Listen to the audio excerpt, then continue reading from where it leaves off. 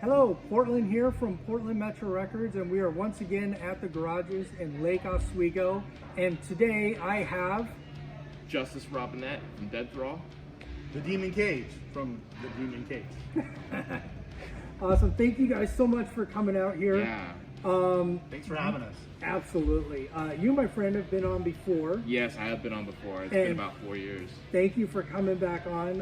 One thing that I love is seeing where all of us were 4 years ago, and then today. 4 years, a lot of stuff happens.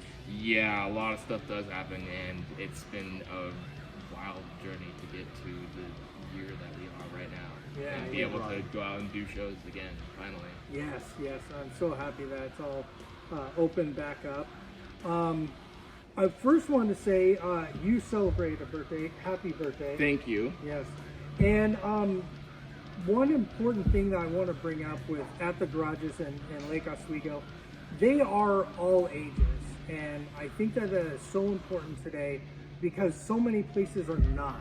Yes. One goofy question I always ask people, but I think it's one of the most important.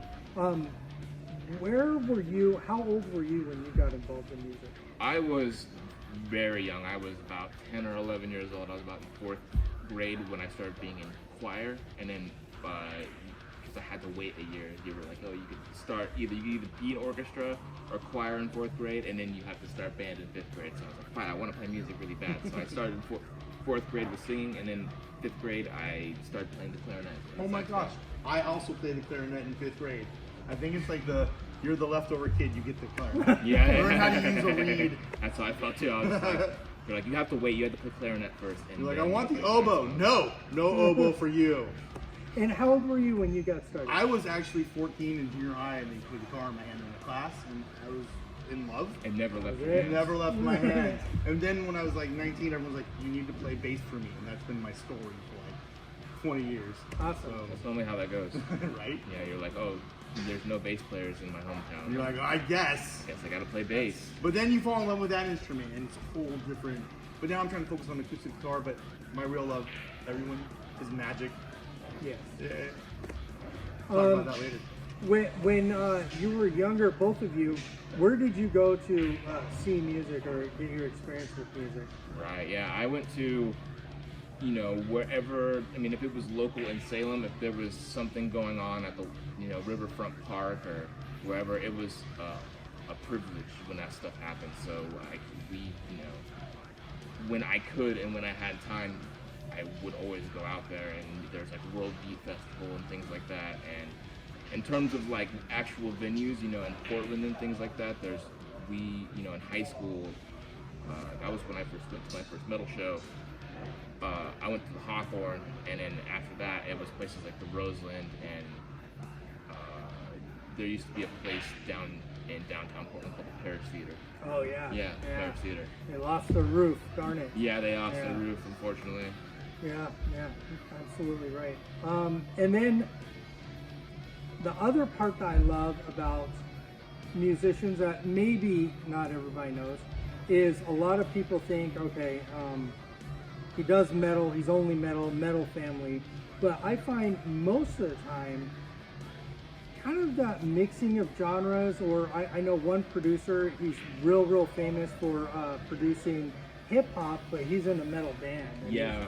That's very true with musicians. I don't think people stick in one genre, including you. You actually are in the hip hop world as well. Yeah, I've been working on a hip hop album for the past probably about 2 or 3 months now, and the whole principle behind that album too was I just got a new instrument, and I kind of was underutilizing what it could do, and so I was like, I feel like this is destiny. I got this instrument. Was it the Warwick? No, it was the 6-string bass. Oh, okay. Yeah, and I'm really super influenced by this individual named Thundercat, and so I was like, I have to do something like that. And I thought, how do I combine these community things that I'm trying to do right now with writing a solo album? Like, how do I make it work? And I decided that when this album does come out, all the proceeds, any money I get from merch, if you buy or donate money for the album or whatever, it's all going to go back to a local charitable organization very in cool. my hometown of Salem, Oregon. Very, very cool. Yeah, and that's my whole kind of thing I want to do with my music in general. I'm very content with the things that are going on with my musical life right now, and I am doing these things for fun, and a lot of people in my community are kind of struggling to find things to do and fill their time, and it's been really rough these past few years, and trying to put myself in the community the way that they helped me when I was a kid. 100%, yes.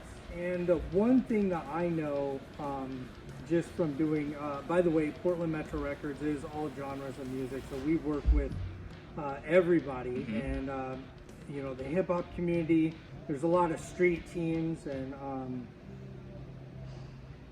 the support I feel could be better. And with the metal community, the support is amazing. Yeah, the support is always been really good. And when people found out about Dead Thrall, I mean, circa, this is probably, it's 2022 now, so it's probably like 2017-ish, when we started really doing a lot of shows,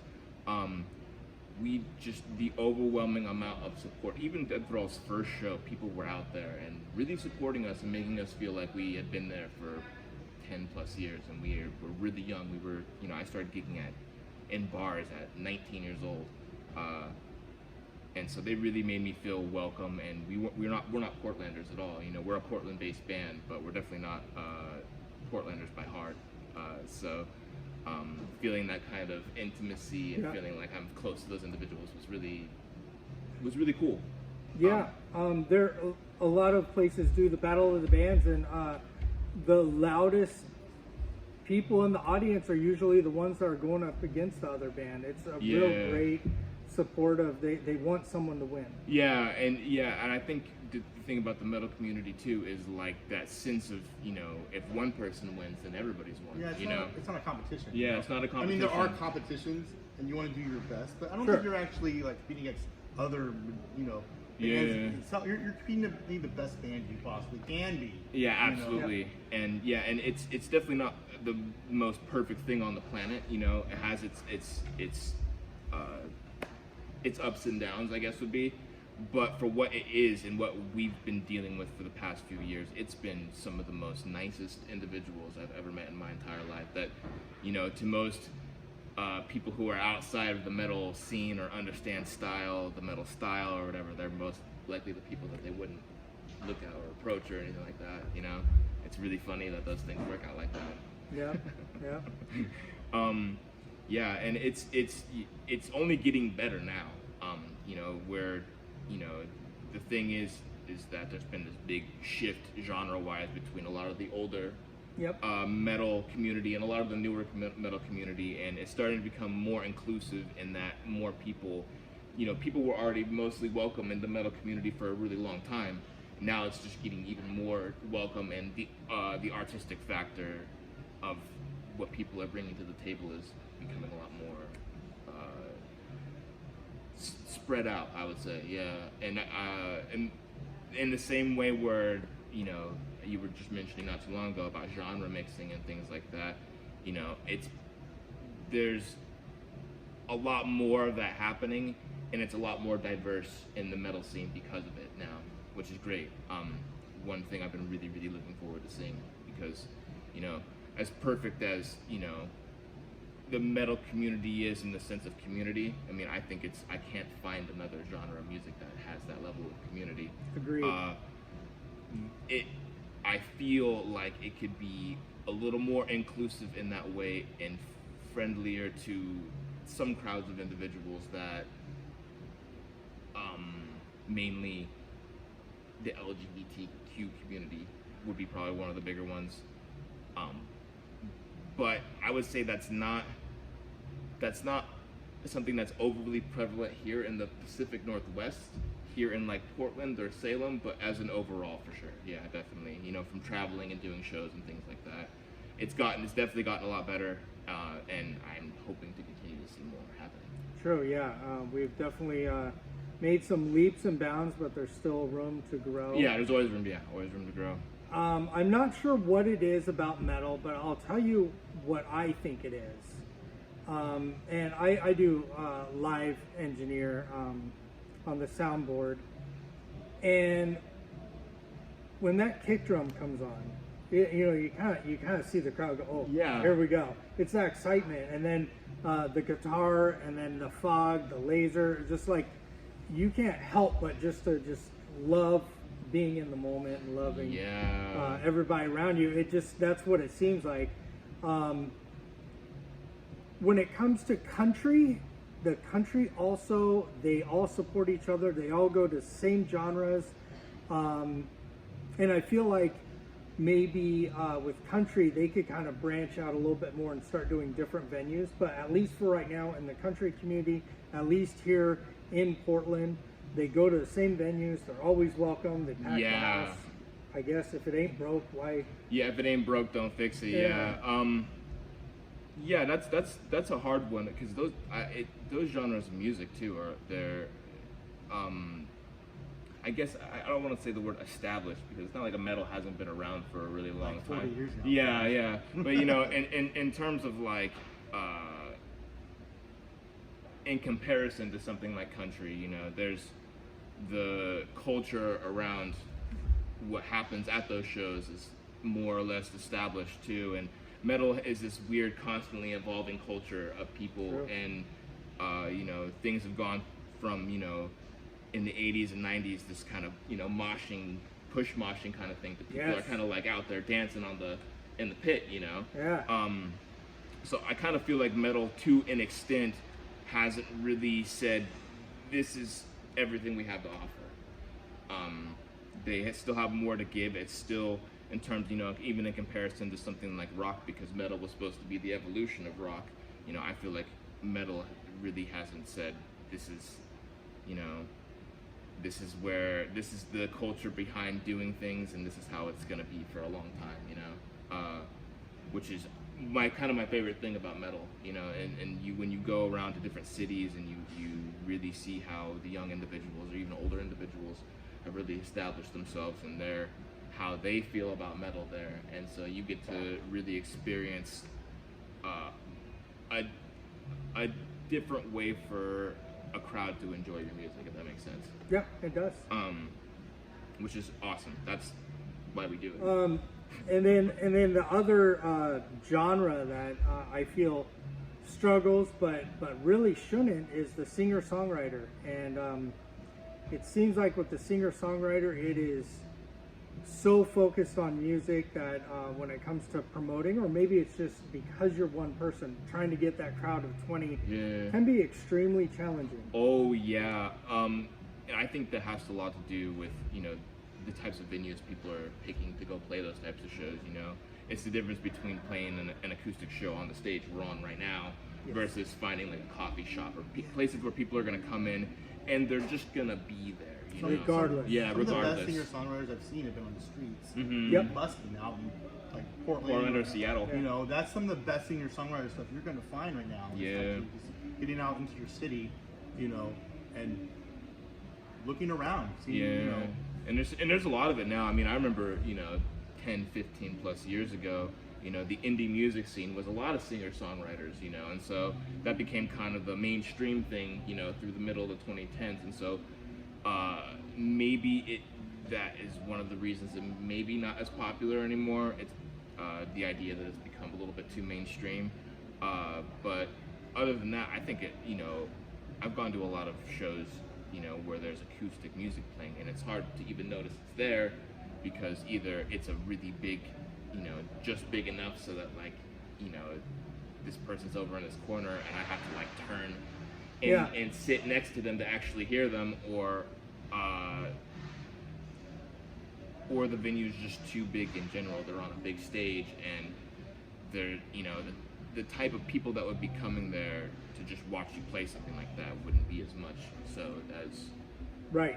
Even if you brought 15 people, it would be like, oh, this is terrible, but 15 people is a lot for one person. Yeah, exactly. I do a farmer's market, and when someone, I could kind of see, we have our own audience, so we don't have to worry about the artist bringing an audience.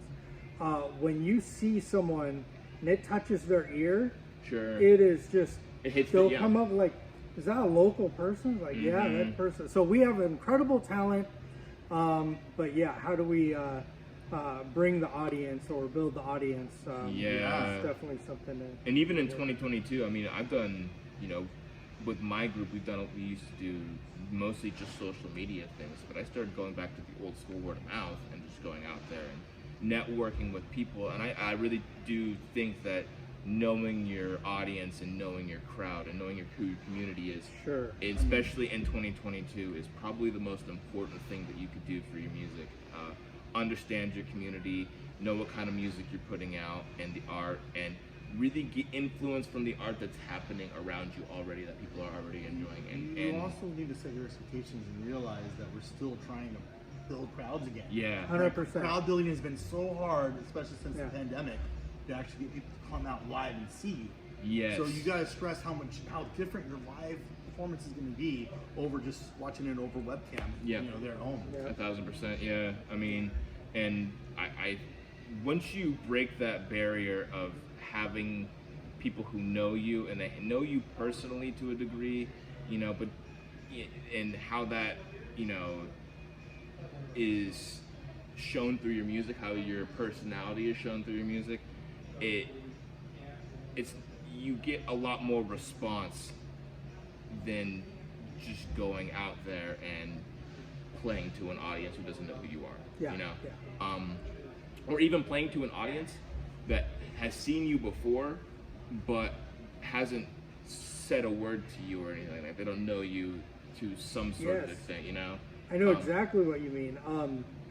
When I book shows, I'm usually talking with the audience, and I've had a ton of people come up to me and go, "That person is so good," and I'll go, "Why don't you go up there?" No, I don't want to." Yeah. And it's funny to hear that because I will go up to the artist and go, "Just so you know, one person said that," and they're like, "Oh wow, that's amazing." They would have never known that person paid them such a great compliment. Yeah, and previous to 2020, I was definitely like the type of individual who it was really hard for me.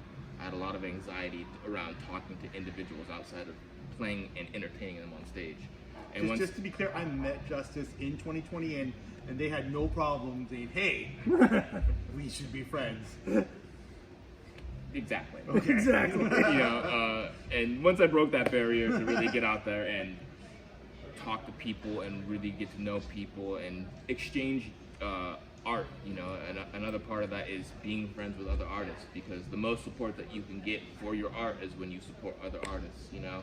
That community around your art is, I mean, if anything, it's like equally as important as knowing just your community, the people who you want to listen to, the regular people, you know. Yeah, super, super important things. And I've gotten to know a lot of really good individuals within the community, and I've worked with a lot of individuals now on art for Dead Thrall. You know, we did the Dominant Species out on Spotify on all streaming services.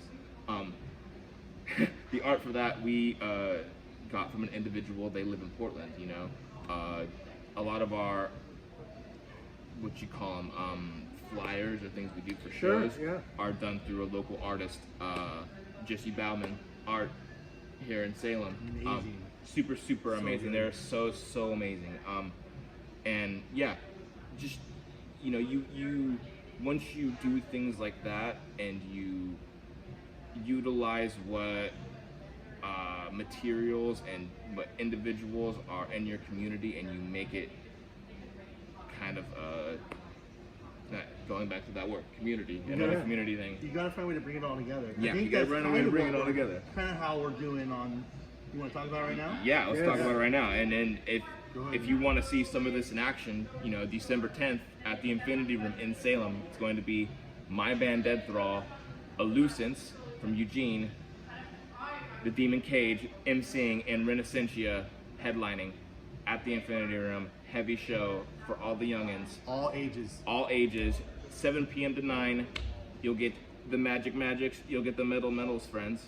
You get the metal magic. The Metal Magic. Metal yeah. magic is what you'll get. And how much are tickets? Tickets are $18. if you're over 18, they're $18. If you're under 18, they are $12. Yeah, Nice. but the whole 3 bands. Yeah, And Magic, $12. Magic. Yeah, Magic. and the whole purpose of the show is to get all the youngins out there. You know, they're here in the Pacific Northwest, especially in Salem. There really isn't a whole lot, and we were just talking about this. There's just nothing out there for young kids to go out there and have a good time and listen to good music. And it's always, you know, they're going out to do a show, and they're like, I get to enjoy the show for 3 hours that I paid for, and then I'm getting booted out at 9. You get to watch me put dangerous things in my mouth. And I that's something that's always bothered me because, you know, my clientele, you know, the people I want listening to my music, my audience, Yes. my audience, the audience I want to have listening to my music, I want them to be I want people to listen to my music and in 10 years be like, this is nostalgic music for me. Yes. You know, most people over the age of 22 or over the age of 20 have passed the whole nostalgic stage. You know, even most people who were like 17 to 18, the nostalgic stage is like past. You know, they're like reliving the things that they were nostalgic for when they were a kid. And if you weren't, it's like if you weren't there, you missed it. You know. Yeah. So, really giving kids something that is. Not only is it fun for them to do, they can get food there, and it's a safe space for them to be. Because I know, from personally speaking too, I wasn't on a great path when I was in that environment and when there wasn't really a lot to do. You know, coming from where, you know, I grew up just outside of Salem in Kaiser, Oregon, and there's one, bowling alley. Okay. There's a bowling Yeah. alley, and that's it. And then other than that, we all were. Skating rink coming pretty soon. Yeah, This is actually- yeah. Oh yeah, there's a skating rink, and we other than that, we all did drugs and alcohol and things like that, and that's. I don't want, you know. Yeah. I was one of the very lucky few individuals that said I'm done doing this, and that's not the reality of a lot of people's situations. It's not common. No, and so I really want to prevent that from the beginning. And the way that you do that is giving services to the youth and giving them things to do and making sure that their voice is heard when things are happening, you know? Yeah. And so giving them a space, you could start with one thing and expand from there. That's a kind of my Saturday hope. night, too. Yeah, it's a Saturday night. Saturday night. So yeah. It's a headlining night. Yep. You get kids come out, have a great time. Yeah, come out, have a great time. There's going to be great music. It's a great space. It's a safe space for everybody. Come out, yo. $18 over 18, $12 if you're a child, if you're under 18. Nice, nice. And my friend, you have some magic for us. Yes? I do. Let me plug, because that's the end of the Okay, plug real quick. please. Right now we're in the middle of Oregon's Got Talent's Yes. run. They're still doing their first preliminary run. I made it through my first round, so thank you. Second, we're not quite sure when the second round is because they haven't announced it. I think there's still some logistics they're working out. So absolutely stay tuned to the Demon Kage on Instagram, at the Demon Kage. You want to check that out. But I did bring a trick for all of you to enjoy. Absolutely. Here's what we're gonna do. Okay, let me just grab my timer real quick because this is a time trick. We don't want to sit here all day and doing tricks, do we? No. Okay, so here's what I do. I have a pack of cards here, and what I'm gonna do, I'm gonna send. If you can give me your hand, Make sure, your other hand actually. Okay. Okay. I just don't drop them because that would be easy. I'm gonna pull my cards out just to show you what to do. All I need you to do is take the deck, cut it, and then complete the deck. And then cut it and complete the deck. Anywhere you want, just one cut, complete the deck. I'm gonna start my timer. You keep doing that, and then when I tell you, I'm gonna want you to go ahead and hand it over to Justice. Okay. Now, while we're thinking about that, Justice, I need you to come up. Think about a card. Okay. You need to tell us the card. Okay. Ace of Hearts. The Ace of Hearts. That's a pretty. It's a good card right there. We got a few more seconds. This is the timer. There we go. All right. Stop right there. All right. Turn it over. What I need. No, turn back over. That's the Ace of Spades. That's not our card. Here, if you can hand it to Justice. I don't want to touch the cards, but I have to look at it. You can just. Here's what we're gonna do. I think I know. So I gotta turn this stupid thing off. Okay, Justice. Here's what I'm gonna have you do. I'm gonna have you take 34 cards from the top and put it into your hand. Count them down. 34. We're counting down. 1. No. Do it upside so we can see it. Oh, upside. Okay. Upside. 1, there we go. 2, 3, 4, 5, 6, 7, 8, 9, 10, 11, 12, 13, 14, 15, 16, 17, 18, 19, 20, 21, 22, 23, 24, 25, 26, 27, 28, 29, 30, 31. What did I say? I said 32 cards, right? 32. I said 32. Did I say 32? I thought 34, but It might be that's okay. 34. But go to the next one. I don't think that's it then. Go, that's 33. That's, what one is that? 32. That's 32. This is 33? Okay, so the 33. next card, please turn it over for us, Oh, is your Ace of Hearts. Show the camera. And that's what I brought you guys today. Thank that you so was much. pretty awesome. That was pretty awesome. Here we go. I got you. Just You can check out the cards all you want. That's a deck of cards. That's a normal deck of cards for sure. now, do we have breaks? We'll be back in a second. How did we do that? Really No, good, we I don't thought. have breaks. Anything else, guys? That's all I have on my docket. Yeah, that's That's all I have. yeah, that's all I have too. Please download our app, Portland Metro Records. Portland Metro Records friends, get out there, get listening, get watching on your phone, on your television. Participate. Cast it to your Chromecast, cast it to your computer. What are you even doing right now? Come see us live. There we go. Come see us live December 10th. December Elucix, 10th. Dead Thrall, Renacentia, at the Infinity Room, friends. It's gonna be rad. It'll be great.